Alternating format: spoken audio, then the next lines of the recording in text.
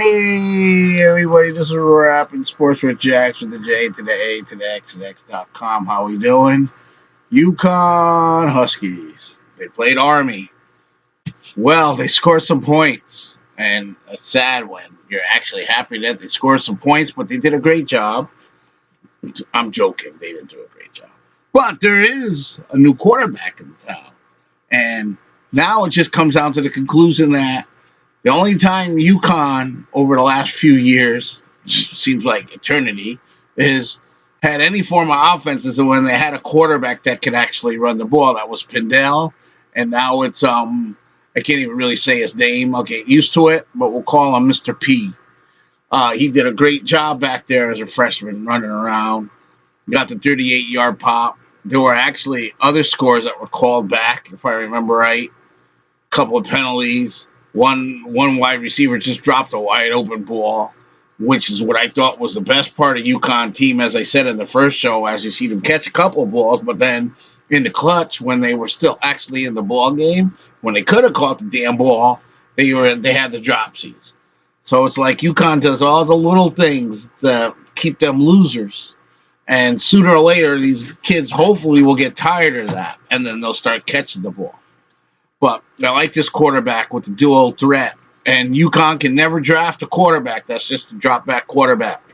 That crap is over because you can't recruit like some of the bigger schools. So I'm not saying you have to have a wishbone attack, sort of like what Army or Navy does, but you need a quarterback that puts the defense on the edge, and they did that a few times. That's why I was able to throw the ball. And I think if this guy was quarterbacking when they played Holy Cross, they would have beat Holy Cross, because Holy Cross would have had the extra dimension that they had to keep an eye on with with the quarterbacks running. So hopefully he does it again. And now their schedule, I'm not going to say it's getting weaker, but it's getting easier. At least they're not playing the top teams for a little while. So they got the UMasses, the Yales, even Wyoming. I'm not sure how good they are, but they're not better than Fresno State. I mean, look who Fresno State just beat. I believe they just walked in to UCLA and knocked them off. So at least UConn's getting beat by decent teams. They play Purdue, good team. So I give them credit for playing the tough teams and not shying away, even though they're in their situation that they're in right now. That's why the Holy Cross loss is so disgusting, because if you beat them, then you can say, okay, they lost the top teams, and then you can kind of judge them. The defense is still off, and it looks like the defensive line should be better.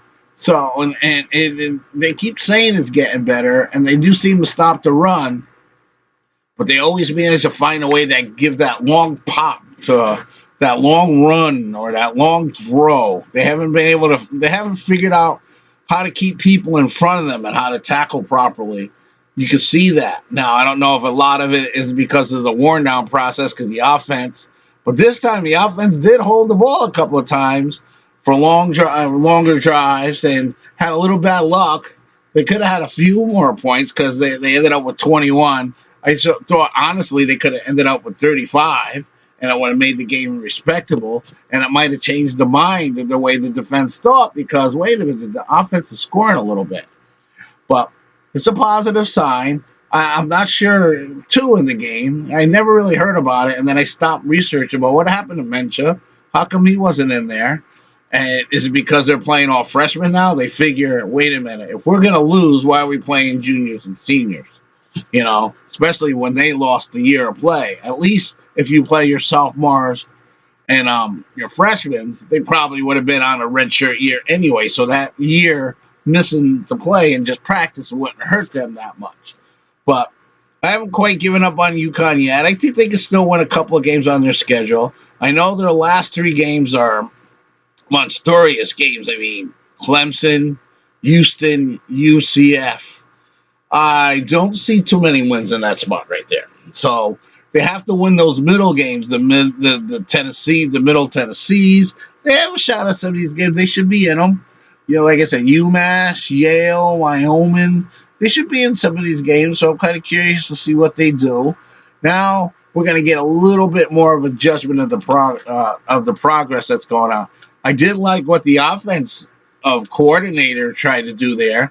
trying to move the ball, little trick plays, and I guess they're trying to get a feel, because when you have the running quarterback, it adds a little bit of a different dimension to your game. The only thing I worry about is the quarterback going to survive when you run. That's the give and take you have with a running quarterback. So this is why UConn should never have a drop back quarterback again in their organization. They should all be duo running quarterbacks, duo running, throwing, whatever it takes, because they need the extra dimension from this point going on. And I'm hoping whoever the new coach is doesn't think it a ground and pound, because that crap is over. They've been trying that system, and that's what Randy Edsel used. I'm not saying it was bad, because there's a time and a place for it. But for college sports now, no, that's over with. And you got to make sure you have an offensive line where you can recruit a couple fours, at least threes. UConn just really gets threes and twos. So, and I just don't think, unless you can find a diamond in a rough on the offensive line every once in a while, which you could. They haven't done it recently, so we'll see. But we'll see what UConn has. The offense gives hope with the 21 points, and like I said, they could have scored more. I'd like to see what they do against Wyoming on the road. That's going to be nice to test that one out, and we'll see what's going on from this point on. But anyway, this is Rapping Sports with Jax, for the J to the A to the X to the X. Go over to the website. Please throw a like. And my sponsor, the Clutter Program. They help organize you, help all you to clutter, throw it all away, help you set yourself up to get you going and get you started. So it's the Clutter Program. It's my sponsor. Please check it out. And until next time, talk to you later. Bye.